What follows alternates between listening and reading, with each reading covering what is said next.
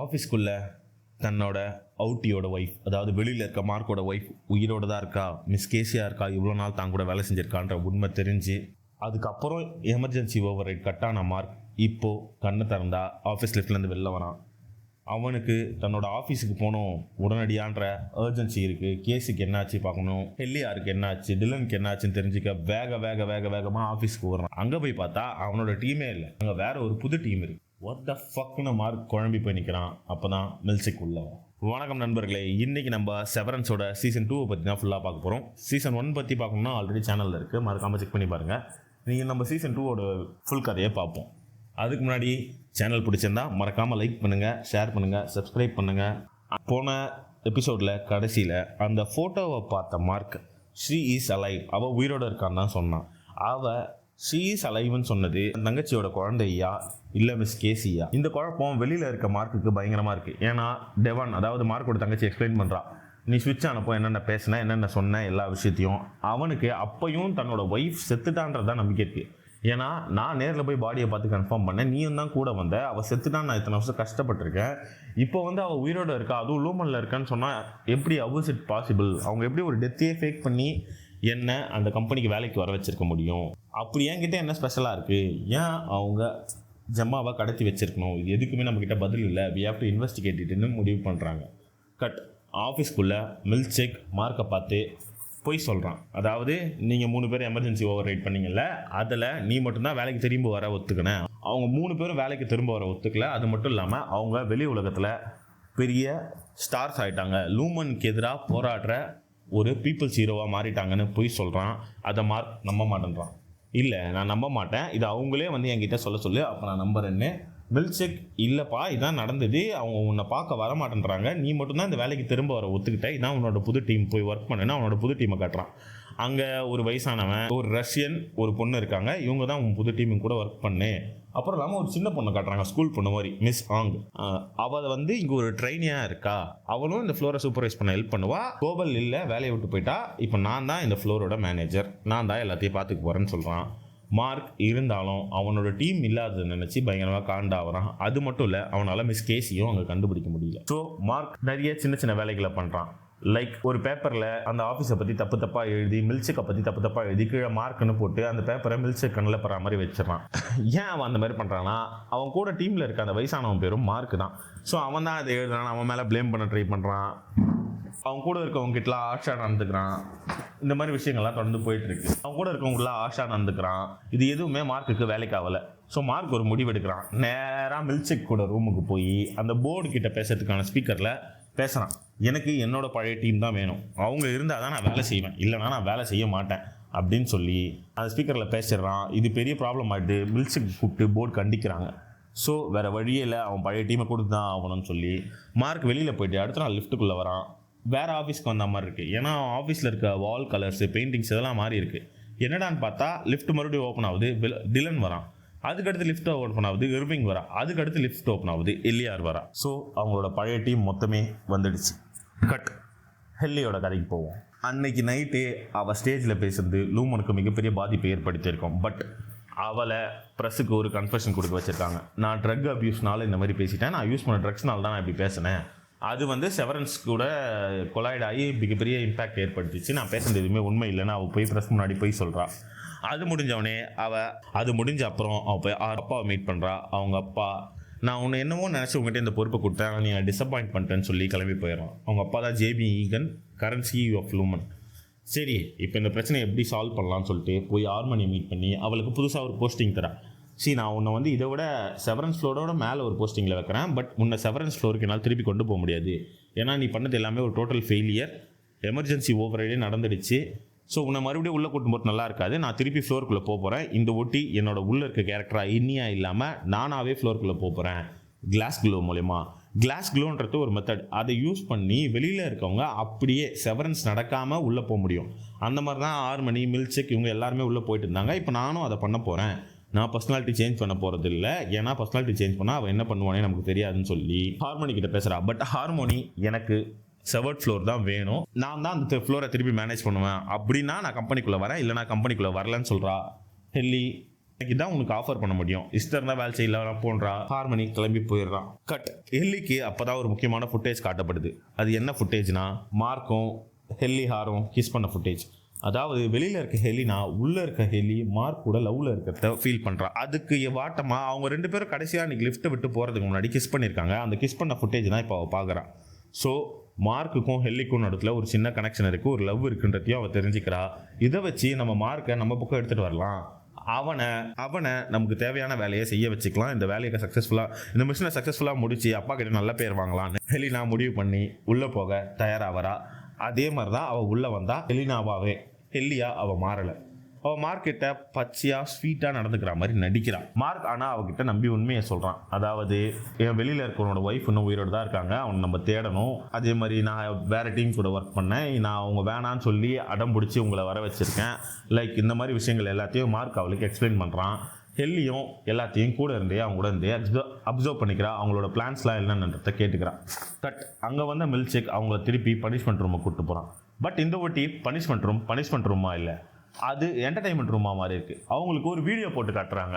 Like இவங்க emergency over right பண்ணதையே ஒரு கதையாக சக்ஸஸ் ஸ்டோரியாக அவங்களுக்கு போட்டு காமிச்சு இனிமேட்டு நாங்கள் உங்களை கொடுமை பண்ண மாட்டோம், பிரேக் ரூமில் இனிமேட்டு இந்த மாதிரி விஷயங்கள் நடக்காது, நீங்கள் பண்ணது ரொம்ப பிரேவான விஷயம், அதுக்கு லூமன் உங்களை பாராட்டுது, உங்களுக்கு இன்றைக்கி ஒரு நாள் ஃபுல்லாக நான் டைம் தரேன், நீங்கள் என்ன வேணால் பண்ணலாம், நல்லா யோசித்து உங்களுக்கு இந்த வேலை வேணுமா வேணாமான்றதை முடிவு பண்ணி என்கிட்ட சொல்லுங்கள் அப்படின்னு சொல்லிட்டு போகிறான். டிலனை தனியாக கூப்பிட்டு மில்க்ஷேக் என்ன சொல்கிறான்னா, நான் உனக்கு ஃபேமிலி டைம் தரேன்டா, நீ தான் இது வரைக்கும் இங்கே வேலை செஞ்சதில்லே பெஸ்ட் எம்ப்ளாயி, எல்லா மிஷன்ஸும் நீ தான் நல்லபடியாக முடிச்சிருக்க, ஸோ உனக்கு நான் ஃபேமிலி டைம் தரேன், உன்னோட ஒய்ஃப் உன்னோட குழந்தைங்கள வாரத்துக்கு ஒரு தடவை உன்னால் மீட் பண்ண முடியும், அதுக்கு நான் ஏற்பாடு பண்ணுறேன், நீ நல்லா வேலை செய்யின்னு சொல்லி பேசி அனுப்பிச்சி வைக்கிறான். இதுக்கு டிலன் மயங்குறான். ஸோ அவன் மறுபடியும் வேலையில் இறங்குறான். கட் பண்ணால் இப்போ மில்க்ஷேக்கோட ஃப்ளாஷ்பேக். மில்க்ஷேக் எப்படி இந்த ஃப்ளோருக்கு மேனேஜர் ஆனா, அதாவது அந்த நடந்து முடிஞ்ச சம்பவம் முடிஞ்ச அப்புறம் மில்க்ஷேக்கோட வேலை என்னென்னா, இந்த செவரன்ஸ் ஃப்ளோரில் இவங்க பண்ணிட்டு இருக்க ப்ராஜெக்ட்டுக்கு முக்கியமான ஆள் மார்க் மட்டும்தான். ஸோ மார்க்கை கன்வின்ஸ் பண்ணி வேலைக்கு வர வச்சதே மில்க்ஷேக் தான். அவன் போய் மார்க்கையும் டெவானையும் மீட் பண்ணி இந்த மாதிரி நடந்த விஷயங்கள்லாம் எக்ஸ்பிளைன் பண்ணி, இது ஒரு மிஸ்டேக், எமர்ஜென்சி ஓவர் நடந்துருக்கக்கூடாது, அது நடந்துடுச்சு, உள்ளே நாங்கள் எந்த கொடுமைகளும் பண்ணலை, நடந்த சின்ன சின்ன தப்புக்கு நாங்கள் பொறுப்பேற்றுக்கிறோம், அது எல்லாத்தையும் சரி பண்ணிக்கணும்னு சொல்லி பேசி மார்க்கை கன்வின்ஸ் பண்ணி வேலைக்கு கூட்டிகிட்டு வரான். பட் அவன் தான் போய் டில்லனையும் அர்விங் இவங்க 2 பேரையும் ஃபயர் பண்ணது வேலையை விட்டு. நீங்கள் 2 பேரும் இனிமேட்டு வேலைக்கு வர வேணான்னு ஃபயர் பண்ணி இனிமேட்டு செவரன்ஸ் ஸ்டோரை நானே மேனேஜ் பண்ணிக்கிறேன்னு சொல்லி மேல் இடத்துல பேசி அந்த பதவியை வாங்கி தான் இங்கே வந்து உக்காந்தான்.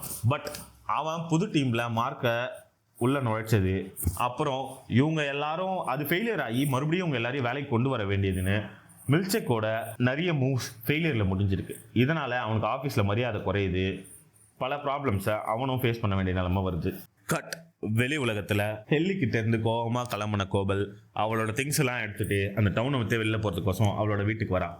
மார்க் அந்த வீட்டில் தான் இருக்கான். அவன் வெளியில் வந்து கோபலை பார்த்து கத்துறான், நீ என் கூடவே இருந்து எனக்கு துரோகம் பண்ணிட்ட அப்படி இப்படின்னு. அவள் மார்க்கை பார்த்து, என்ன நீ திரும்பி வேலைக்கு போகிறதுன்னு கேட்குறா. மார்க் ஆமான்னு சொல்கிறான். உங்களெல்லாம் இவ்வளோ ஈஸியாக கன்வின்ஸ் பண்ணுறதுனால தான் லூமன் இன்னும் இவ்வளோ பெரிய இடத்துல இருக்குது, அது யாராலையும் அடிக்க முடியல, ஓகே என்ன கிட்ட நாசமாக போங்கடான்னு சொல்லிட்டு அங்கேருந்து கார் எடுத்துன்னு கிளம்பி போகிறான். கிளம்பி அவளோட சொந்த ஊரை நோக்கி போயிட்டுருக்கா. கட் பண்ணால் மார்க்குக்கு வெளியில் இருக்க மார்க்குக்கு அதாவது அந்த டவுட் இருந்துகிட்டே இருக்குது, தான் ஒய்ஃப் ஒரு வேளை உயிரோடு இருந்தால் என்னன்னு. ஸோ இந்த மெசேஜை எப்படி உள்ளே இருக்க மார்க்கிட்ட இந்த கேள்வியை கேட்கறது, நீ யார் உயிரோடு இருக்கா, ஹூ இஸ் அலைவ் அப்படின்னு அன்றைக்கி சொன்னேன் அப்படின்னு யோசிக்கிறான். ஆன்லைனில் நிறைய விஷயங்களை பார்க்குறான். அதில் ஒரு விஷயமாக தான் அவனோட பியூப்பிளில் அந்த எழுத்துக்களை பேர்ன் பண்ணுறது. அதாவது ஒரு ஹார்டான ஹாலோஜன் லைட்டில் மேலே அந்த டெக்ஸ்ட்டை எழுதிட்டு அதை அவன் கண் முன்னாடி வச்சு அந்த டெக்ஸ்ட் வந்து அவன் கண்ணில் பதியணும். அதாவது அந்த லைட் அவன் கண்ணை பேர்ன் ஆக சொல்ல அவன் பியூப்பிளில் அந்த டெக்ஸ்ட் பதியணும். இப்படி நடந்தால் செவரன்ஸ் நடக்க சொல்ல அவன் கண்ணு முன்னாடி அந்த எழுத்துக்கள் ஹூ இஸ் அலைவ்ன்றது வரும்னு மார்க் ஆன்லைனில் படிக்கிறான். ஸோ அதை எக்ஸிக்யூட் பண்ண ட்ரை பண்ணிருக்கான். ஒரு காரில் தனியாக ஒரு இடத்துல போய் உட்காந்து அந்த டெக்ஸ்ட்டை ஒரு ஹாலோஜன் லைட்டில் வச்சு ஒரு பெட்ஷீட்டை போட்டு மூடி பர்பிளை பேர்ன் பண்ண ட்ரை பண்ணிருக்கான். அப்போ அவன் முன்னாடி திடீர்னு கேபி வந்து நிற்கிறான். என்னடா பண்ணிட்டுக்கிறேன்னு, இந்த மாதிரி நான் டெக்ஸ்ட்டை பேர்ன் பண்ண ட்ரை பண்ணிருக்கேன் என் கண்ணுக்குள்ளன்னு சொல்ல, கேபி அது நடக்காதடா, இட்ஸ் நாட் பாசிபிள், நீ ஓவர் நைட்டில் நாளைக்கு ஆஃபீஸ்க்குள்ளே போக சொல்ல அந்த டெக்ஸ்ட் அழிஞ்சிடும், இது பாசிபிளாக இருக்கணும்னா நீ அதை பண்ணிவிட்டு உடனே ஃப்ளோருக்குள்ளே போகணும், அந்தளவுக்கு உனக்கு டைம் இல்லை, உன்னால் இது பண்ண முடியாது, உனக்கு 2 ஞாபகங்களும் ஒன்றா அதுக்கு ஒரே வழி ரீஇன்டகிரேஷன் சொல்கிறா. மார்க் ரீஇன்டகிரேஷனா, ஆல்ரெடி ஒருத்தன் செத்து போய் கிடக்குறான், நான் எதுக்கடி ரீஇன்டகிரேஷன் ஒன்று நம்பி பண்ணோன்னு சொல்லிட்டு திட்டுறான். பட் இவனுக்கு நம்பிக்கை கொடுக்குறா. சி உன் ஒய்ஃப் உயிரோட தான் இருக்கா, அது எனக்கு 100% தெரியும். நான் கடைசியாக அவளை ஒரு வாரம் முன்னாடி தான் பார்த்தேன். உனக்கு ஒய்ஃபை திரும்ப பார்க்கணுன்னா நீ ரீஇன்டெகிரேஷன் பண்ணி தான் ஆகணும்னு சொல்கிறா. மார்க்குக்கு அவன் ஒய்ஃப் உயிரோட இருக்கான்றதை கேட்டதே அவனால் அதிர்ச்சி தாங்க முடியல. ஸோ அவன் ரீஇன்டெகிரேஷனுக்கு ஒத்துக்கிறான். அவன் ரீஇன்டெகிரேஷன் பண்ண உட்காரான். ரீஇன்டெகிரேஷன் எப்படி வேலை செய்யுதுன்னா, லைக் ஒரு வேவ் லென்த் மாதிரி. இந்த பக்கம் இங்கே இருக்க மெமரிஸ் ஒரு வேவ் லென்த், உள்ளே இருக்க மெமரிஸ் ஒரு வேவ் லென்த்தாக தான் அவன் மைண்டில் இருக்குது. ஸோ 2 வேவ் லென்த்தையும் ஒன்றிணைக்கணும். அதுதான் ரீஇன்டெகிரேஷன். அதை பண்ணுறதுக்கு அவன் என்ன பண்ணுறான்னா, அவனோட ஸ்கல்லில் எலக்ட்ரோ மேக்னெட்டிக் வேவ்ஸை கொடுக்குறான். அந்த 2 வேவ் லென்த்தையும் ஒன்றிணைக்க ட்ரை பண்ணுறா. இதை ஃபஸ்ட் டைம் அவங்க ட்ரை பண்ணுறாங்க. பட் இது ஒரு வாட்டியில் நடக்கிற விஷயம் இல்லைல்ல, இது தொடர்ந்து ஒரு கண்டினியூஸ் ப்ராசஸ் தான். இது மூலிமா நம்ம அச்சீவ் பண்ண முடியும்னு அவனுக்கு நம்பிக்கை கொடுக்குறா கேபி. கட் பண்ணால் ஆஃபீஸில் இவங்களுக்கு ஒரு நாள் டைம் கொடுத்தாங்கல்ல, அந்த ஒரு நாள் டைம் யூஸ் பண்ணி இவங்க என்னென்ன பண்ணாங்கன்னு பார்ப்போம். ஃபர்ஸ்ட் டைம் ஒரு பிளான் பண்ணுறாங்க. டிலனும் ஓவிங்கும் ஆஃபீஸ்லேயே இருக்கிறதாகவும் ஹெல்லியும் மார்க்கும் போய் கேசியை தேடலாம்னு சொல்லிட்டு. அதே மாதிரி டிலனும் ஹர்விங்கும் ஆஃபீஸ்லேயே இருக்காங்க. ஹெல்லியும் மார்க்கும் கிளம்பி ஆஃபீஸ் ஃபுல்லாக தேடுறாங்க. அப்படி அவங்க தேடி போட்டிருக்கு சொல்ல அந்த கோட் ஆஃபீஸ், அதாவது இதுக்கு முன்னாடி ஆடுலாம் இருந்ததுல அந்த இடத்துக்கு போகிறாங்க. அங்கே ஒரு டனல் இருக்குது. அந்த டனல் வழியாக போனால் ஒரு ஃபீல்டு ஃபுல்லாக கோட்ஸ் இருக்குது. ஒரே ஒரு பொண்ணு உட்காந்து அங்கே ஃபீட் பண்ணிட்டு இருக்கா. அவகிட்ட போய் இவங்க நீங்கள் மிஸ் கேசியை பார்த்துருக்கீங்களா, அவங்க இருக்காங்களா அப்படின்ற விஷயங்களை கேட்க அவள் அதுக்கு பதில் சொல்ல மறுக்கிறா. அது மட்டும் இல்லாமல் அவள் டீம் மொத்தத்தையும் அவள் கூப்பிட்றான். இங்கே பாரு, யாரோ நம்ம வேலையை டிஸ்டர்ப் பண்ணிட்டு இருக்காங்கன்னு. அவங்க டீம் பார்த்தா எல்லாம் ஒரு 20-30 பேர் இவங்களை அடிக்கிற மாதிரி வந்து நிற்கிறாங்க. அப்போ தான் ஹெல்லி அவங்க கிட்ட பேசி கன்வின்ஸ் பண்ணுறாங்க. அவள் எங்கள் ஆஃபீஸில் எங்கள் கூட இருந்த ஒரு இப்போ அவளை காணும். இந்த நிலமை உங்களை யாருக்கு வேணால் வரலாம், நீங்களும் நாளைக்கு காணாமல் போகலாம். அப்படி ஒரு விஷயம் நடந்தால் நீங்கள் சும்மா இருப்பீங்களா? எங்களால் மட்டும் எப்படி சும்மா இருக்க முடியும்? அதனால தான் நான் உங்களுக்கு தேடுறோன்னு சொல்லி அவங்க கிட்ட பேசி கன்வின்ஸ் பண்ணி கேட்குறா. ஆமாம், நாங்கள் கேசியை பார்த்துருக்கோம். பட் அவங்கள நாங்கள் பார்த்து ரொம்ப நாள் ஆயிடுச்சு. இப்போலாம் அவங்க இங்கே வரதே இல்லை. அவங்க எங்களுக்கும் தெரபிஸ்டாக இருந்தாங்க. எங்களோட அவுட்டியை பற்றி நல்ல நல்ல விஷயங்கள்லாம் என்கிட்ட சொல்லுவாங்கன்னு அங்கே இருக்க சில பேர் சொல்கிறாங்க. ஸோ இவங்களுக்கும் அவங்கள பற்றி தெரியலன்னு சொல்லிட்டு அங்கேருந்து கிளம்பி போயிடுறாங்க. ஆஃபீஸில் இருந்த டிலன் ஏர்விங் கிட்ட பேச்சு கொடுக்காம வேலையை மட்டும் பார்க்குறான். ஏர்விங் அவங்க கிட்ட போய் பேசுகிறான். ஏன்டா இப்படி பண்ணுறேன், ஏன் என்கிட்ட சரியாக பேச மாட்டேறேன்னு. அதுக்கு டிலன் எந்த பதிலும் சொல்லாமல் அவன் வேலையை மட்டும் பார்க்குறான். அவன் வேலையை செய்யறத பார்த்த மில்சேக் அவனுக்கு ஃபேமிலி டைமை கொடுக்குறான். அந்த சின்ன பொண்ணு மிஸ் ஹாங் வந்து அவனை கூட்டிகிட்டு போய் அவன் ஒய்ஃபை மீட் பண்ண வைக்கிறான். அவனோட ஒய்ஃபை பார்த்த டிலனுக்கு அப்படி ஒரு சந்தோஷம். அவன் பசங்களோட ஃபோட்டோவெல்லாம் பார்க்குறான். இது அவனுக்கு ரொம்ப பிடிச்சிருக்கு. இந்த ஃபீலிங்கை அவனால் கண்ட்ரோல் பண்ண முடியல. தனக்கு ஒரு ஒய்ஃப் இருக்காங்க, அதுவும் இவ்வளோ அழகாக இருக்காங்க, தனக்கு இவ்வளோ அழகான பசங்கள்லாம் இருக்காங்கன்னு தெரிஞ்ச அப்புறம் டிலன் ரொம்ப சந்தோஷமாக திரும்பி கேபினுக்கு வரான். சரி, டிலன் தான் போயிட்டான். தான் என்ன பண்ணுறதுன்னு தெரியாத ஹர்விங் கிளம்பி பர்ட்மனோட ஆஃபீஸுக்கு போனான். அங்கே போய் பர்ட்மனோட அசிஸ்டன்ட் சோஃபி கிட்ட பர்ட்மனை பற்றி பேசிகிட்டு இருக்கான். அதுக்கப்புறம் பர்ட்மனை பற்றி இவன் வரைஞ்ச அந்த பெயிண்டிங்ஸ், பென்சில் ட்ராயிங்ஸ்லாம் காட்டுறான். அதில் அந்த ஃப்ளோர், அதாவது அவன் ஹவுட்டி வரைஞ்சி வச்சிருந்தால, வெளியில் இருக்க ஹர்விங் வரைஞ்சி வச்சிருந்த ஃப்ளோரை அவன் வரைஞ்சி வச்சிருக்கான். இதை பார்த்தாவ இது எங்கே இருக்குன்னு எனக்கு தெரியும், இது வெளியில் போகிறதுக்கான வழி. இங்கே நாங்கள் சப்ளைஸ்லாம் எடுத்துகிட்டு போய் முன்ன கொடுத்துட்டு இருந்தோம், இப்போ நாங்கள் கொடுக்கறதில்ல, ஒரு ஆள் தான் எடுத்துகிட்டு போய் கொடுக்குறான்றத சோஃபி சொல்கிறான். ஸோ இது உண்மை, இப்படி ஒரு இடம் லூமனுக்குள்ளே இருக்குன்றத ஹர்விங் தெரிஞ்சுக்கிறான். கட் பண்ணால் அடுத்த நாள் ஆஃபீஸில் ஆரம்பமாகுது. இந்த ஓட்டி அவங்க யாரும் ஆஃபீஸில் இல்லை, வெளி உலகத்தில் ஒரு மலை மேலே இருக்காங்க. அதுவும் பனி பொழிகிற மலை மேலே. என்ன நடக்குதுன்னு இவங்க யாராலையும் தெரிஞ்சுக்க முடியல. முதல் முறை வானத்தை பார்க்குறாங்க, தண்ணியை பார்க்குறாங்க. டிலனுக்குலாம் ஷாக் தாங்கவே முடியல. நம்ம ஆஃபீஸ் வெளியில இருந்து பார்க்குறதுக்கு இப்படியா இருக்கும், நம்மனா ஒரு குகைக்குள்ளேயே வேலை செய்யறான்னு கத்திட்டு இருக்கானுங்க. அப்போ அங்கே ஒரு டிவியில் வீடியோ பிளே ஆகுது. வெல்கம் டு அவுட்ரோ அப்படின்னு மில்சேக் பேசுகிறான். இது ஒரு டீம் வெல்னஸ்க்கான program, outdoor retreat team building occurrence. இதை நான் உங்களுக்கு எதுக்காக பில்ட் பண்ணியிருக்கேன்னா, நம்ம ஒரு டீமாக நம்மளோட ஸ்ட்ரென்த்தையும் இன்டெகிரிட்டியும் இம்ப்ரூவ் பண்ணுறதுக்கு தான். இது ஒரு அட்வென்ச்சர். இது கியரோட புக்கில் சொந்த லைஃப்பில் ஒரு முக்கியமான இன்சிடென்ட் நடந்த ஒரு இடம்னு சொல்லி அந்த புக்கையும் அவங்க கிட்ட கொடுக்குறான். உங்களுக்கு போகிற வழியெல்லாம் க்ளூஸ் விட்டுருக்கோம். அந்த க்ளூஸை ஃபாலோ பண்ணி நீங்கள் ஒரு நம்மளோட டென்ட்டுக்கு வந்து சேருங்கன்னு சொல்லிட்டு அங்கேருந்து மில்சேக்கோட வீடியோ கட் ஆகிடுது. இவங்க அந்த க்ளூஸ் எல்லாத்தையும் ஃபாலோ பண்ணி அந்த டென்ட்டுக்கு வந்து சேர்றாங்க. வர வழியில் செத்து போன மிருகங்கள், மரங்கள், இது எல்லாத்தையுமே பார்த்துட்டு அவங்க டென்ட்டுக்கு வந்து சேர்றாங்க. டென்ட்டுக்கு வந்து அவங்களுக்கு கியர் ஈகன், அதாவது ஃபர்ஸ்ட் லூமனை ஃபோன் பண்ணார்ல, அவரோட கதை படிக்கப்படுது. அந்த கதை என்னன்னா, அவரும் அவர் தம்பியும் காட்டில் தங்களோட வாழ்க்கையை வாழணும்னு ஆசைப்பட்டு காட்டுக்கு வந்து இதேமாரி அவங்க ஒரு கேம்ப் போட்டு வாழ்ந்திருக்காங்க. அப்போது அவங்க காட்டுக்குள்ள ஒரு விச், அதாவது ஒரு சூன்யக்காரியை பார்த்ததாகவும் அது அவர் தம்பியை எந்த அளவுக்கு பாதிச்சுது, அதனால அவங்க திருப்பி எப்படி சிட்டி லைஃப்கே திரும்பினாங்க, அதுதான் அவங்க லூமனை கண்டுபிடிக்கிறதுக்கு உதவியாக இருந்ததுன்னு சொல்லி இந்த கதையை சொல்கிறாங்க. இது யாருமே நம்பவே இல்லை. குறிப்பாக ஹெலினா, அதாவது ஹெல்லியா உள்ள இருக்க ஹெலினாவும் மார்க்கும் விழுந்து சிரிச்சுட்டு அவங்களோட கேம்புக்கு வந்து போயிடுறாங்க. ஹெலினா மார்க்கை செடியூஸ் பண்ண தானே உள்ள வந்திருக்கா. ஸோ அவன் அந்த வேலையை கரெக்டாக பண்ணுறா. அங்கே அவங்க 2 பேருக்கும் இடத்துல செக்ஸ் நடக்குது. மார்க் அவளை நம்பி தனக்கு தெரிஞ்ச எல்லா விஷயத்தையும் சொல்லிடுறான். அதாவது ஜெம்மா வெளில உயிரோடு இருக்கிறத அவன் பார்த்தது, அந்த ஃபோட்டோ மேட்ரு எல்லாத்தையும் சொல்லிடுறான். ஸோ இது எல்லாத்தையும் ஹெலினா கேட்டுக்கிறான். அந்த அதர் சைட் ஹர்விங்க்கு மறுபடியும் ஆலோசினேஷன் வருது. அந்த கதையில சொன்ன சூன்யக்காரியை அவனோட ஆலோசினேஷன்ல பார்க்குறான். அது மட்டும் இல்லாமல் அவனுக்கு ஹெலினா மேலே ஒரு டவுட் இருந்துட்டே இருக்கு. அவன் ஏன் மார்க் கூட இவ்வளோ க்ளோஸ் ஆகுறான்? அவங்களுக்கு அந்த எமர்ஜென்சி ஓவர் ரைடிங் நடக்கிறதுக்கு முன்னாடி அவன் மார்க் கூட இவ்வளோ க்ளோஸாகவே இல்லை. அப்போ தான் அவங்களுக்குள்ள ஒரு ஃப்ரிக்ஷன் ஸ்டார்ட் ஆச்சு.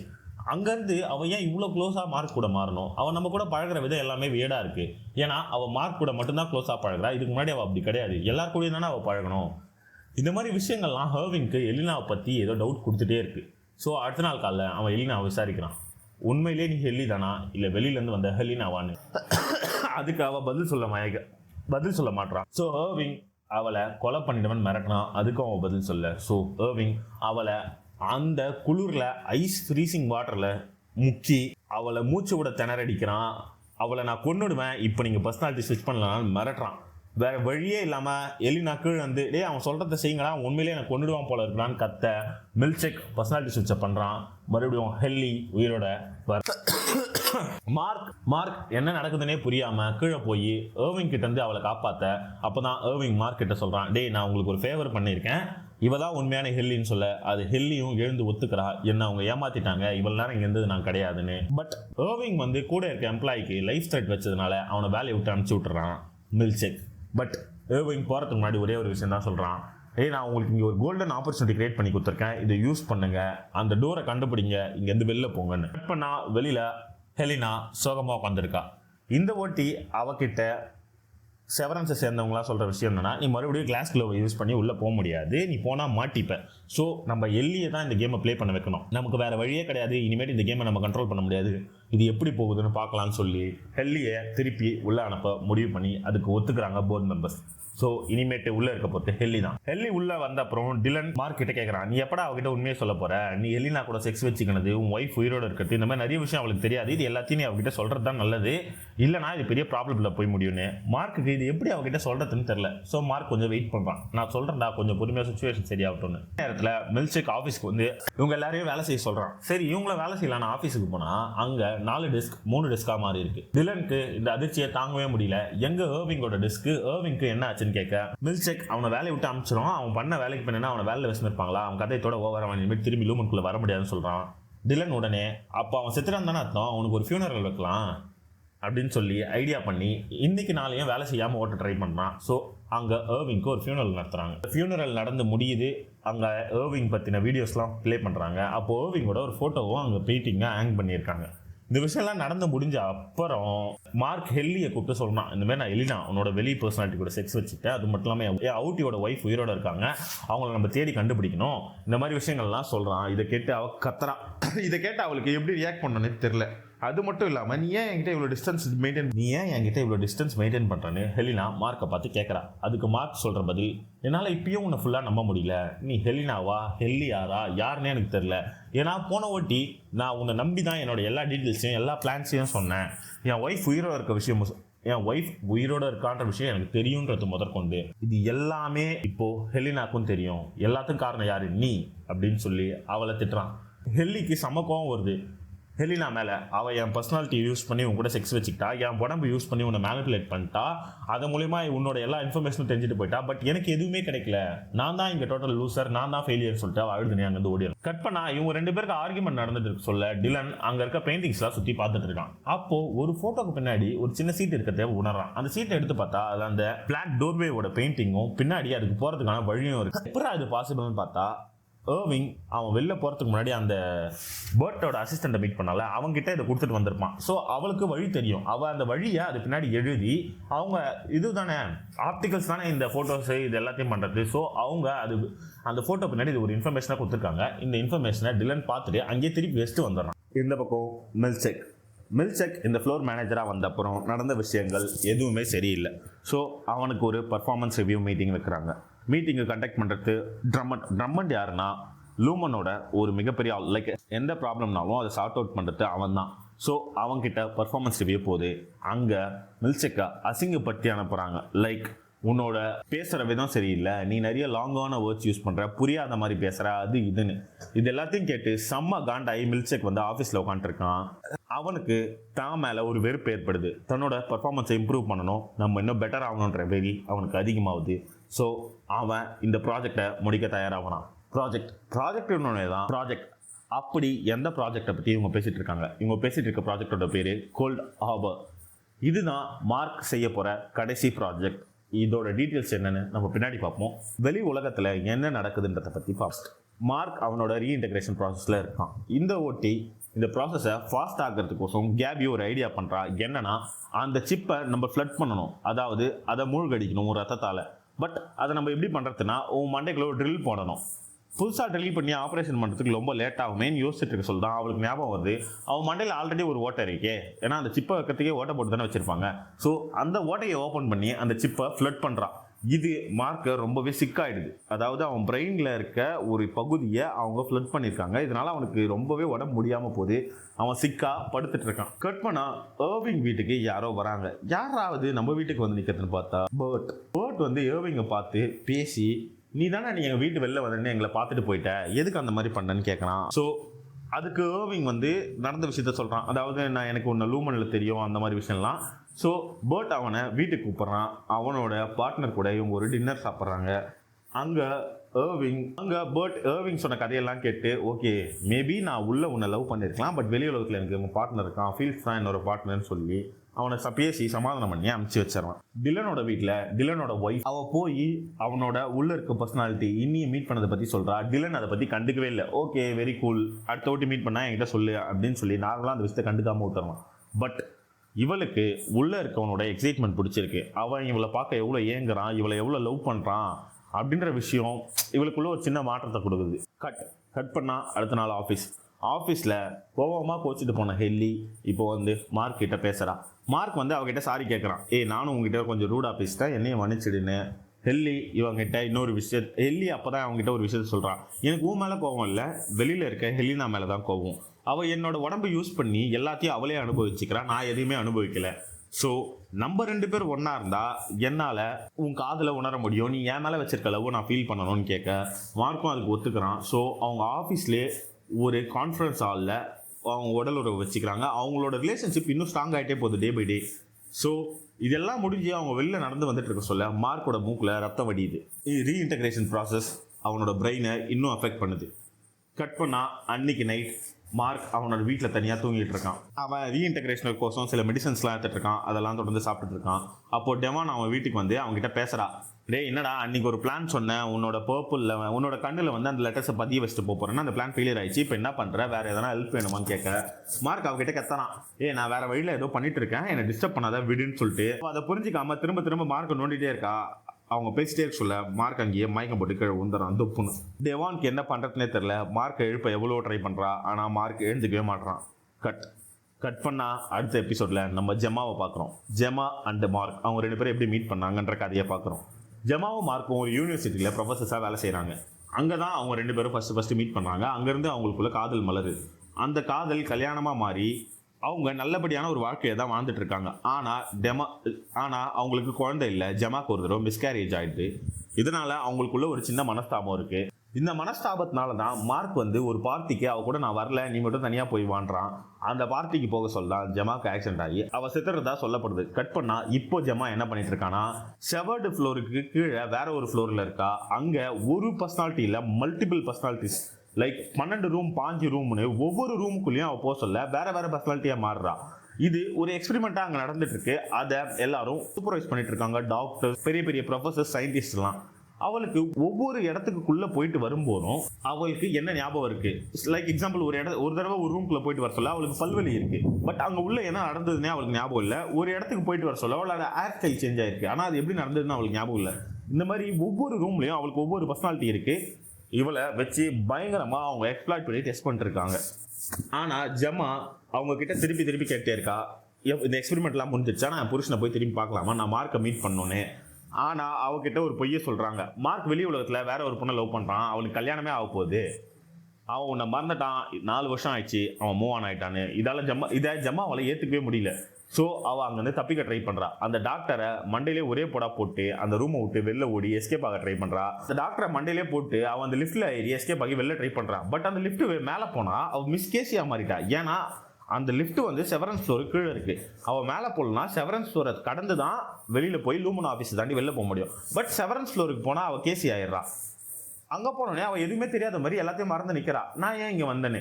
அங்கே வந்த மில்க் ஷேக், நீங்கள் தெரியாமல் மாறி இங்கே வந்துட்டீங்க, நீங்கள் லூமன் ஆஃபீஸ்க்கு வேறு விஷயமா வந்தீங்க, இந்த எலிவேட்டரில் நீங்கள் வந்ததே தப்பு, நீங்கள் அந்த எலிவேட்டரில் போய் கீழே போயிடுங்கன்னு சொல்கிறான்.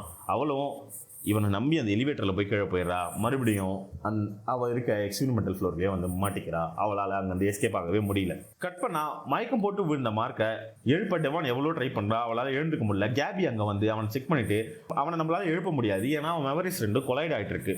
அவனுக்கு ஜமாவை பற்றி இருக்க மெமரிஸும் மிஸ் கேசியை பற்றி இருக்க மெமரிஸ் ரெண்டுமே ஒன்றிணைஞ்சிட்டு இருக்கு. இந்த டைமில் அவனால் நம்மளால் எழுப்ப முடியாதுன்னு சொல்கிறா. பட் டெவான் கேபியை நம்பலை, அவளை திட்டி அங்கேருந்து அனுப்பிச்சிட்றான். என் பிரதரை எப்படி எழுப்பணும்னு எனக்கு தெரியும்னு சொல்லி அவனை அனுப்பிச்சிட்டு அவள் ஆர்மனி கோபலுக்கு ஃபோன் பண்ணி இந்த விஷயத்த சொல்கிறான். கட் பண்ணா ஆர்மனி கோபல் என்ன பண்ணிட்டு இருந்தா இதுக்கு முன்னாடி. ஆர்மனி கோபல் தான் வளர்ந்த இடத்துக்கு போகிறா. அதாவது அவள் வளர்ந்த இடம் தான் லூமன் ஃபஸ்ட்டு உருவான இடம். லூமன் தன்னோட ஃபஸ்ட்டு ஃபேக்ட்ரியை வச்சது அந்த டவுனில் தான். ஸோ அந்த இடத்துக்கு போகிறா. அந்த டவுன் ஒரு டெட் டவுனாக இருக்குது. அங்கே யாருமே வாழலை எக்ஸப்ட் ஒரு 10-20 வயசானவங்களை தவிர. அந்த டவுனே அழிஞ்சு போகிற நிலைமையில் இருக்குது. அங்கே ஒரே ஒரு கெஃபே இருக்குது. அந்த கெஃபேக்குள்ளே போனால் அவனோட ஓல்டு கொலீக், அதாவது தனக்கு கூட வேலை செஞ்ச ஒருத்தனை மீட் பண்ணி எனக்கு ஒரு ஹெல்ப் வேணும், உன்னால் பண்ண முடியுமான்னு கேட்குறா. அவனும் என் உயிர் எடுக்க ஏன் இங்கே வந்த அப்படின்னு திட்டுறான். இவன் கெஞ்சரா. சரின்னு அவன் ஒத்துக்கிறான். அந்த ஹெல்ப் என்னன்னா, என்ன எங்கள் அம்மா இருந்த வீட்டுக்கு கூப்பிட்டு போனேன். அவன் அங்கே உங்கள் அக்கா இருக்காடி, அவகிட்ட போக முடியாது, அவள் எவ்வளோ பவர்ஃபுல்லான ஆளுன்னு உனக்கு தெரியும்ல, அங்கே போனால் எனக்கு நிறைய பிரச்சனை வரும்னு சொல்கிறான். பட் ஹார்மனி ஃபோர்ஸ் பண்ணுறா என்னை கூட்டிகிட்டு போனேன். ஸோ அவன் அவளை கூட்டிகிட்டு போய் விட்டுட்டு வெளியிலே வெயிட் பண்ணுறான். அவன் உள்ளேயே வரல. அங்கே போன ஹார்மனி அவங்க அக்கா கூட சண்டை போடுறான். எனக்கு அம்மாவோட ரூமை பார்க்கணும், அங்கே முக்கியமான ஒரு பொருள் இருக்குன்னு. ஆனால் அம்மாவோட ரூம் சாவியை தரமாட்டேன்னு அவங்க அக்கா அடம் பிடிக்கிறா. நான் ரூம்குள்ளே போயே தீருவேன்னு போய் அந்த சாவியை வீடு ஃபுல்லாக தேடி கண்டுபிடிச்சி அவங்க அம்மாவோட ரூம்குள்ளே போகிறா. அங்கே அவளுக்கு பழைய மெமரிஸ்லாம் ட்ரிகர் ஆகுது. அங்கேயே அவள் கொஞ்ச நேரம் படுத்திருக்கிறா அவங்க அம்மாவோட ப்ரீத்திங் மிஷின் பக்கத்துலேயே.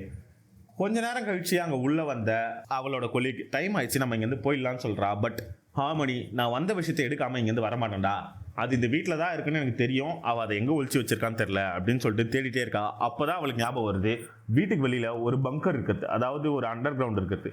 அங்கே போய் தேடி அவள் வந்த விஷயத்தை கண்டுபிடிச்சிட்றா. அது என்னன்னா செவரன்ஸோட டிசைன். செவரன்ஸோட மொத்த டிசைனே இவ பண்ணது தான். இந்த கிளாஸ் க்ளோ, எமர்ஜென்சி ஓவர் ரைட்டிங், இது மொத்தமே இவளோட ஐடியா தான்றது நமக்கு அப்போ தான் தெரியுது. அவள் அதை எத்தனை வந்து அவங்க அக்கா கிட்ட காட்டுறா. இதோ பாரு, இது எல்லாமே நான் கண்டுபிடிச்சது, இது எல்லாமே நான் லூமனுக்காக பண்ணது. பட் இன்னைக்கு அவங்க என்னையே தூக்கி போட்டாங்க, இதை நான் காமிச்சு லூமனை ஒரு வழி ஆக்காம விட மாட்டேன்னு அவங்க அக்கா அவளை தடுக்கிறா. அவகிட்ட நைஸா பேசி அந்த ஃபைலை புடுங்க பாக்குறா. லூமன்ல நாலேஜ்ன்றது எல்லாருக்கும் பொதுவானது தான். நீயே வந்து லூமனால வளர்க்கப்பட்ட பொண்ணு தானே, அவங்க உனக்கு எவ்வளவு விஷயம் பண்ணியிருப்பாங்க, நீ அவங்களுக்கு இந்த துரோகத்தை பண்ணக்கூடாதுன்னு. பட் ஹார்மோனி கேட்கல. நான் அவங்களுக்கு எவ்வளவு உழைச்சிருக்கேன், அவங்க எனக்கு எப்படி இந்த துரோகத்தை பண்ணலாம், என்ன எப்படி ஆஃபீஸை விட்டு வெளில தூக்கி போடலாம், நான் இதை சும்மா விட மாட்டேன்னு சொல்லி இந்த டவுன்ல இருந்து கிளம்பி போறா. அவ போறப்பதான் அவளுக்கு கால் வருது இந்த மாதிரி மார்க்குக்கு நடந்த விஷயத்தை பத்தி. அவள் அலர்கி ஆச்சுன்னு இப்போ அவன் எப்படி இருக்கான், கண்டு முடிச்சுட்டானா, நான் அவனை கூட்டிட்டு நான் சொல்கிற இடத்துக்கு வா, நானும் அங்கே உடனே வரேன்னு சொல்லி டெவான் கிட்ட சொல்லிட்டு ஃபோனை கட் பண்ணுறான். கட் பண்ணா ஆஃபீஸில் என்ன நடக்குது. ஆஃபீஸில் மார்க் வேலைக்கு வரல, ஏன்னா அவன் ரொம்ப சிக்காக இருக்கான். ஸோ டிலன் மட்டும் இல்லைனா 2 பேர் தான் இருக்காங்க. டிலன், ஹெல்லிஹார் 2 பேர் தான் இருக்காங்க.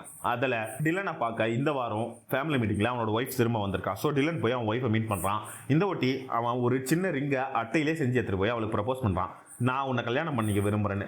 பட் நான் வந்து உன்னை வெளி உலகத்திலே ஆல்ரெடி கல்யாணம் பண்ணியிருக்கேன்டா, நீ ஏன்டா இப்படி பண்ணுறேன்னு சொல்லி அவங்ககிட்ட பேசிட்டு, அது மட்டும் இல்லாமல் போகும்போது அவனை கிஸ் பண்ணிட்டும் போயிடுறான். அவள் கிஸ் பண்ணிட்டு போன அப்புறம் டிலன் ரொம்ப சந்தோஷமாக ஃபீல் பண்ணுறான், ஹாப்பியாக இருக்கான். ஆனால் இது வெளி உலகத்தில் இருக்க டிலனுக்கு பிடிக்கல. அன்றைக்கி நைட்டே அவன் வெளி உலகத்தில் இருக்க டிலன் கிட்ட இந்த விஷயத்த சொல்லிடுறான். ஸோ அந்த டிலன் டிசப்பாயிண்ட் ஆயிடுறான். நீ எப்படி இதை பண்ணலாம், இது எனக்கு நீ பண்ணுற துரோகம் அப்படி இப்படின்னு கத்திடுறான். ஸோ அவள் ஆஃபீஸ்கில் வந்து சொல்லிட்டு போயிடறான், இனிமேல் நான் அவனை மீட் பண்ண வரமாட்டேன். இதனால் மனசு உடஞ்சி போன டிலன் டெல்லிக்கிட்ட உட்காந்து புலம்பிட்டு இருக்கான். வெளி உலகத்தில் இருக்கவங்களுக்குலாம் நம்ம ஒரு எப்படி சொல்கிறது மிஷின் மாதிரி தானே, அவங்களுக்கோசம் வேலை செய்யணும், காசு சம்பாதிக்கணும், அவ்வளோதான்.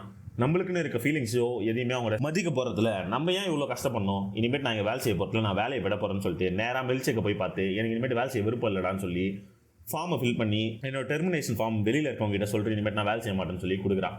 ஆனால் ஹெல்லியார் அவனை கன்வின்ஸ் பண்ண ட்ரை பண்ணுறான். இதோ பாரா, என்கிட்ட வழி இருக்கு, இந்த ஃப்ளோரை நம்ம போய் கண்டுபிடிக்கலாம், கண்டுபிடிச்சாங்க என்ன இருக்குன்னு பார்க்கலாம், அது இதுன்னு பேசுகிறா. பட் அவன் மனசு உடஞ்சு போயிருக்கிறதுனால இது எதுக்குமே ஒத்துக்க மாட்டேங்கிறான், எந்த வேலையும் செய்ய மாட்டாங்க. கட் பண்ணா மில்சேக்கு செமையான ப்ரெஷர் மேல் இடத்துலேருந்து. மிஸ்டர் ட்ரம்மண்டும் வந்து மில்சேக்கை பார்த்து நேரில் பேசிட்டு போகிறான். எனக்கு இன்னைக்குள்ள அந்த கோல்ட் ஹார்பர் ஃபைல் முடியணும், ஏன்னா 96% இருக்க அந்த ஃபைல். இன்னும் ஒரே ஒரு நாள் மார்க் ஆஃபீஸ்க்கு வந்தால் அந்த ஃபைலை முடிச்சிடலாம். ஆனால் இப்போன்னு பார்த்தா நீ அவன் ஆஃபீஸுக்கு வரலன்னு சொல்கிற, அவன் எங்கே இருக்கான்றதும் உனக்கு தெரில. ஸோ சீக்கிரமாக அவனை கண்டுபிடி, இந்த ஃபைலை நம்ம முடிச்சே ஆகணும்னு சொல்கிறான். சரின்னு சொல்லி மில்செக்கும் மார்க்கை தேட ஆரம்பிக்கிறான். அவனோட லொகேஷன் ட்ராக் பண்ண ட்ரை பண்றான். ஹார்மனி மார்க்கை மீட் பண்றான். மார்க் ஹார்மனியை நம்பவே மாட்டேங்கிறான். இவ சொல்றது ஆடி நம்ம போய் கேட்கணும். போன வாட்டி இவ என்ன பண்ணா ஞாபகம் இருக்குல்ல, நம்ம எல்லாரையும் ஏமாத்தந்தே இவ தான். அப்படி இருக்கப்ப நான் எப்படி இவ சொல்றத நம்புவேன்னு நீ நினைக்கிற? சான்ஸே இல்லை, வா இங்க இருந்து கிளம்பலான்னு. ஆனா ஹார்மனி மார்க்கை தடுத்து நிறுத்துறா. நான் இந்த பிரச்சனை உனக்கு சரி பண்றேன்டா, நீ இப்போதைக்கு ஃபோன் பண்ணி அவங்ககிட்ட நீ இன்னைக்கு ஆஃபீஸ் வரல, லீவு, நான் நாளைக்கு வரேன்ற மேட்டரை மட்டும் சொல்றேன். இல்லைனா அவங்க உன்னை தேடிட்டே இருப்பாங்க. நீ அந்த ஆஃபீஸுக்கு போயே ஆகணும். நீ அந்த ஆஃபீஸ் எவ்வளோ முக்கியன்றது உனக்கு புரியல, நான் சொல்கிறத செய்யின்னு சொல்லி மார்க்கை ஃபோன் பண்ணி மில்செக்கிட்ட லீவ் சொல்ல வைக்கிறான். நான் நாளைக்கு கண்டிப்பாக ஆஃபீஸ் வந்துடுறேன், இன்னைக்கு வரலன்னு. அதுக்கப்புறம் அவள் மார்க்கை கூட்டிகிட்டு ஒரு இடத்துக்கு கிளம்புறான். கட் பண்ணா பர்ட் ஹர்விங்கை மீட் பண்ணி அவனை கூட்டிகிட்டு போகிறான். அப்போ தான் தெரியுது வெளி உலகத்தில் இந்த ஹர்விங் எதுக்கு பேர்ட்டை பற்றி இவ்வளோ ரிசர்ச் பண்ணியிருக்கணும், அவன் ஏன் பேர்ட் இருக்க லொக்கேஷனை மார்க் பண்ணி வச்சிருக்கணும். அதுக்கான காரணத்தை பேர்ட்டே சொல்கிறான். நான் சில பேரை கூட்டிட்டு சில இல்லீகலான விஷயங்கள் லூமன் காசோ செஞ்சுருக்கேன். என் மனசில் நிறைய கில்ட் இருக்குது. அந்த கில்ட்டெல்லாம் போக்குறதுக்கோசம் தான் மறுபடியும் கில்ட் எல்லாம் வாழ முடியுன்ற ஒரு நம்பிக்கையில் தான் நான் செவரன்ஸை பண்ணேன். நான் ஒரு கில்ட் இல்லாத மனுஷனா அங்கே வாழ்ந்தேன். அங்கே எனக்கு ஒரு நல்ல பேர் இருக்குது, அங்கே நான் நல்ல மனுஷன். ஆனால் வெளி உலகத்தில் நான் அப்படி கிடையாதுடா. நீ என்னை ஃபாலோ பண்ணுறது உனக்கு தான் ஆபத்தில் போய் முடியும். நீ இந்த ஊரில் இருக்காதுன்னு சொல்லி ஹர்விங்கை கூட்டிகிட்டு போய் ஒரு ட்ரெயின் ஸ்டேஷனில் ட்ரெயின் ஏற்றி அவனை ஊரை விட்டு அனுப்பிச்சிடறான். அதே மாதிரி டில்லனும் ஆஃபீஸை விட்டு சோகமாக வெளியில் கிளம்பி போகிறான். மிஸ் அவங்க, அதாவது ஒரு சின்ன பொண்ணு இன்டர்ன்ஷிப் பண்ணியிருந்தான்னு சொல்கிறல, அவளுக்கும் இன்டர்ன்ஷிப் முடிஞ்சு அவளும் ஆஃபீஸை விட்டு கிளம்பி போகிறான்.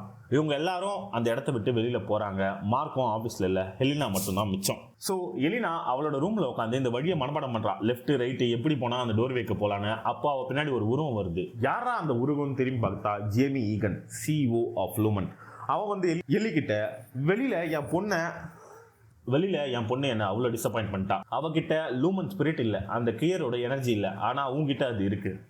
நீ எதனா ஒன்று சாதிக்கணும்னு ட்ரை பண்ணுறே இருக்க, எனக்கு அது ரொம்ப பிடிச்சிருக்கு, ஆல் த பெஸ்ட்னு சொல்லிட்டு கிளம்பி போயிடறான். ஹெல்லிக்கு ஒன்றுமே புரியல, வழக்கம் போல.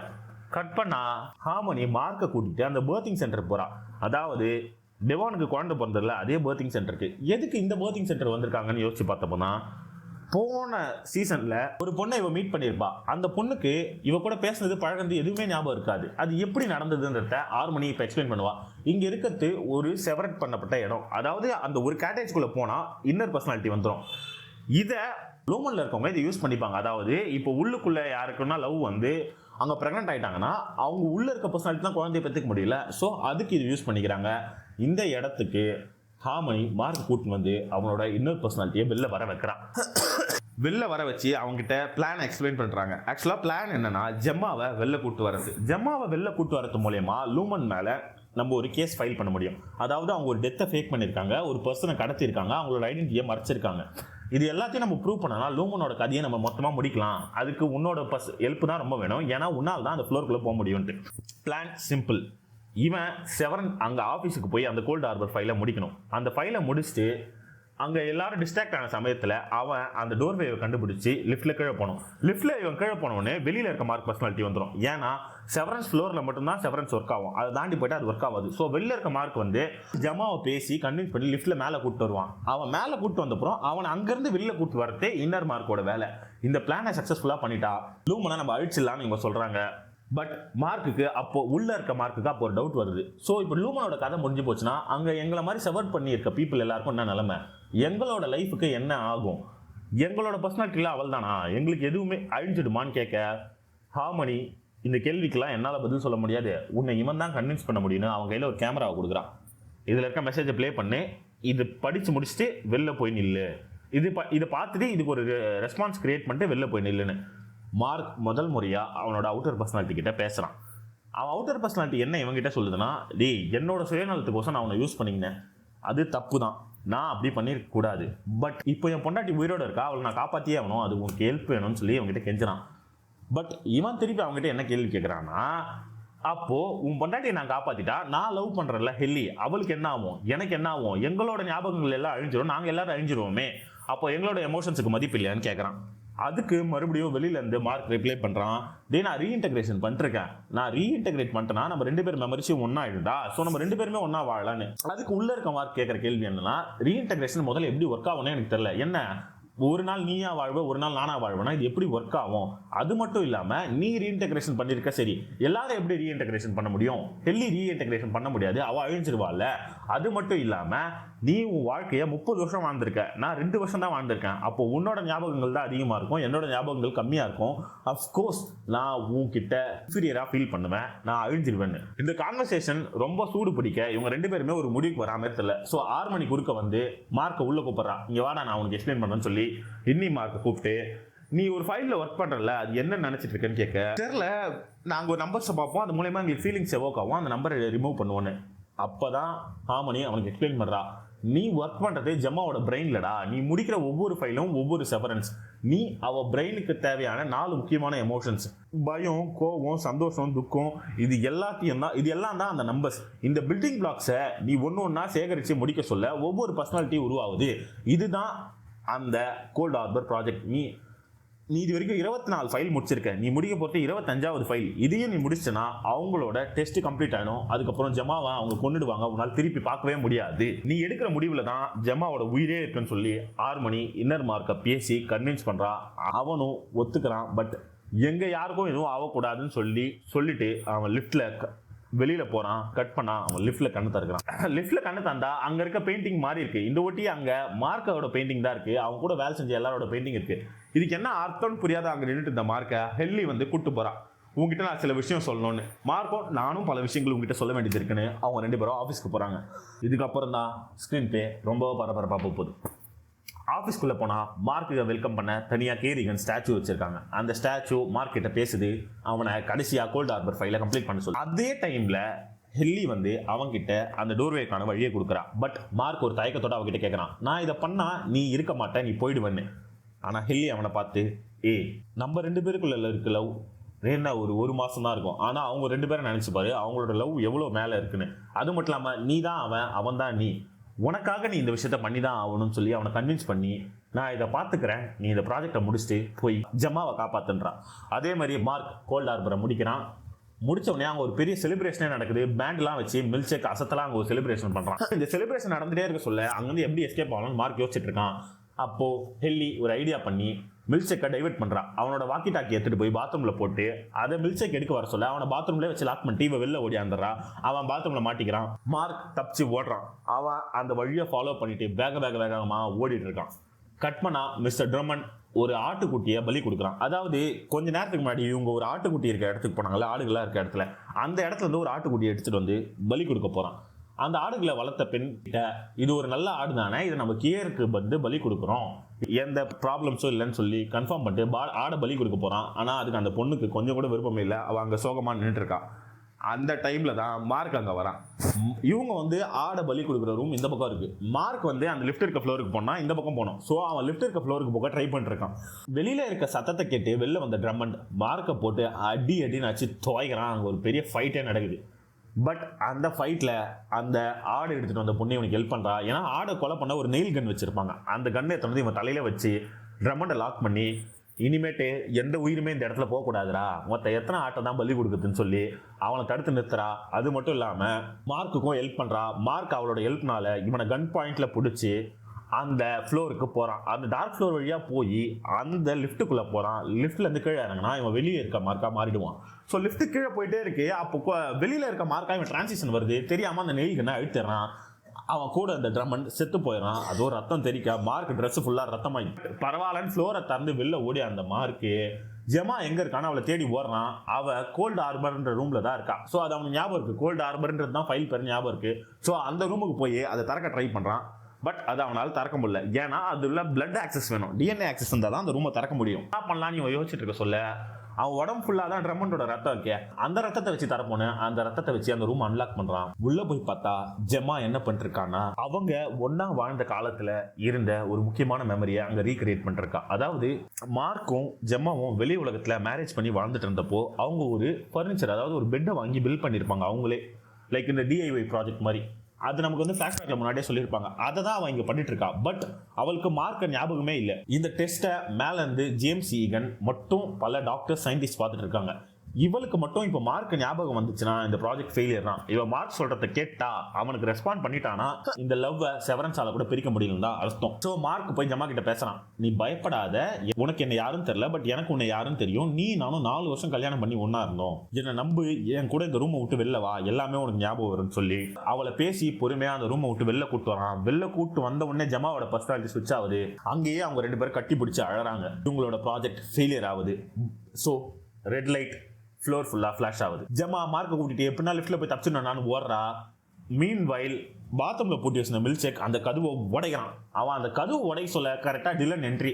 டிலன் ஏன் திரும்பி வந்துட்டான்னு பாக்குறீங்களா? அவனோட வெளில போற ரிக்வஸ்ட் ரிஜெக்ட் ஆயிடுச்சு. ஸோ உள்ள வந்த டிலன் எல்லாரும் மாதிரியும் கொலைகாண்டில் தானே இருப்பான். ஸோ அவன் ஹெல்ப் பண்றான் ஹெல்லிக்கு. மில்க் ஷேக்கை வெளில வர விடாம அந்த ஸ்நாக்ஸ் மிஷினை வச்சு கதவை லாக் பண்ணி அவனை உள்ளே வச்சு லாக் பண்றான். மார்க்கும் ஜமாவும் சக்சஸ்ஃபுல்லா லிஃப்ட்ல மேல வராங்க. பட் லிஃப்ட்ல மேல வந்தோடனே பர்சனாலிட்டியா மாறிடுச்சு. இந்த ஓட்டி அவன் உள்ள இருக்க மார்க்கா மாறிட்டான், இவன் மிஸ் கேசியா மாறிட்டான். பட் உள்ள இருக்க மார்க்குக்கு தெரியும் இவளை நம்ம அந்த டோரை விட்டு வெளில கூட்டு போனோம்னு சொல்லிட்டு. ஸோ அவ கையை பிடிச்சி அவளை இஷ்டட்டு போய் வேகமா மில்க் ஷேக் வரதுக்கு முன்னாடி அவளை கூட்டு போய் அந்த டோருக்கு அந்த பக்கம் விட்டுறான். அந்த டோருக்கு அந்த பக்கம் அவ போனோடனே அவ ஜமாவா மாறி மார்க்கை பார்த்து கூப்பிட்றா, வாடா என் கூட, நீ வந்தே ஆகணும், இப்போ நம்ம இங்கே தப்பிச்சு போயே ஆகணும்னு. பட் மார்க் போக மறுக்கிறான். அவன் திரும்பி ஹெல்லியை பார்க்குறான். வெளியில இருக்க உங்க காதலுக்கு நான் ஹெல்ப் பண்ணிட்டேன், நீ சாக போறேன்னு சொன்னாங்க, உன்னை சாக விடாம காப்பாத்தி உன்னை வெளில கூட்டு வந்து விட்டுட்டேன், ஆனா இப்போ என் காதலை நான் விட முடியாதுன்னு சொல்லி ஓடி போய் எல்லியை கட்டி பிடிச்சிட்டு எல்லியை கூட்டிட்டு அந்த இடத்த விட்டு ஓடுறான். அவன் ஓடிட்டே இருக்க சொல்ல சீசன் 2 ஆஃப் செவரன்ஸ் முடியுது. கோல்ட் ஹார்பர்னா என்ன? இந்த மாதிரி மல்டிபிள் பர்சனாலிட்டிஸை வச்சு அவங்க எதை டெஸ்ட் பண்றாங்க? கியர் ஈகனுக்கு ஏன் அவங்க இவ்வளோ சூப்பர் சீசன்ஸ் வச்சுருக்காங்க, லைக் ஆடுகளை பலி கொடுக்கறதுக்கு, இந்த மாதிரி விஷயங்கள்லாம் எதுக்கு பண்ணுறாங்க? இதுக்கப்புறம் எல்லிக்கும் மார்க்குக்கும் என்ன ஆகும்? வெளியில் போன ஜமா லூமனை அழிக்க ஹெல்ப் பண்ணுவாளா? மார்க் திரும்ப எவ்வளோ வெளில வருவான்? வெளியில் வந்தால் ஹெலினாக்கு என்ன ஆகும்? ட்ரெயினில் போன ஹர்விங்க்கு என்ன ஆச்சு? இது எல்லாத்துக்குமே பதில் சீசன் 3ல தான் இருக்குது. சீசன் 3 ஹோப்ஃபுல்லி இந்த வருஷம் எண்டில் வரும்னு சொல்லியிருக்காங்க ஆப்பிள் ப்ளஸில். வெயிட் பண்ணி பார்ப்போம் சீசன் 3ல என்ன ஆகுதுன்னு. அது வரைக்கும் உங்களை வேற ஒரு வீடியோவில் மீட் பண்ணுறேன். டாடா, பபாய்.